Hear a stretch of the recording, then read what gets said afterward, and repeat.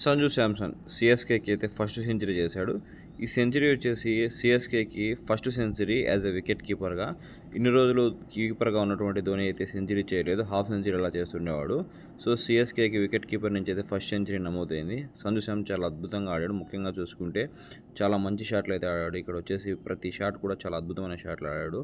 So ఇక్కడ ఆయుష్ మాథర్తో కలిసి ఇన్నింగ్స్ని మంచిగా అయితే బిల్డ్ చేశాడు. తర్వాత దూబే వచ్చినప్పుడు దూబేతో కూడా మంచి స్కోర్ అయితే నెలకొల్పాడు. సో ఇక్కడ చూసుకుంటే సంజు శాంసన్ ఫస్ట్ 3 మ్యాచెస్లో అయితే ఫెయిల్ అయ్యాడు. ముఖ్యంగా సింగిల్ డిజిట్కి పరిమితం అయ్యాడు. సో అక్కడి నుంచి అయితే కొంచెం క్రిటిసిజం అయితే మొదలైంది. సంజు శాంసన్కి ఎన్ని ఛాన్సులు ఇచ్చినా కానీ వేస్ట్ అన్నట్టయితే. కానీ వాటన్నిటిని పక్కన పెట్టి ఈ మ్యాచ్లో అయితే అద్భుతంగా రాణించాడు. సంజు శాంసన్ కెరీర్లో అయితే 3 టీమ్స్కి ఆడాడు. ఢిల్లీకి, తర్వాత రాజస్థాన్కి, ఇప్పుడు చెన్నైకి. ఈ 3 టీమ్స్ తరఫున కూడా సెంచరీ అయితే చేశాడు. ఈ ఇన్నింగ్స్ అయితే చాలా గొప్పదని చెప్పొచ్చు. ఎందుకంటే అతని మీద పెట్టుకున్న నమ్మకాలన్నింటినీ ఈ ఇన్నింగ్స్తో అయితే నిలబెట్టాడు. ఇంకా 10 మ్యాచెస్ అయితే ఉన్నాయి సిఎస్కేకి ఈ సీజన్లో. సో ప్రతి మ్యాచ్ కూడా ఎలాగ ఆడాలని అనుకుందాం. ఎందుకంటే చాలా ఇంపార్టెంట్ ప్లేయర్ మన ఇండియన్ టీంకి కూడా ఫ్యూచర్లో జరిగే అన్ని మ్యాచ్లకు, T20లకు.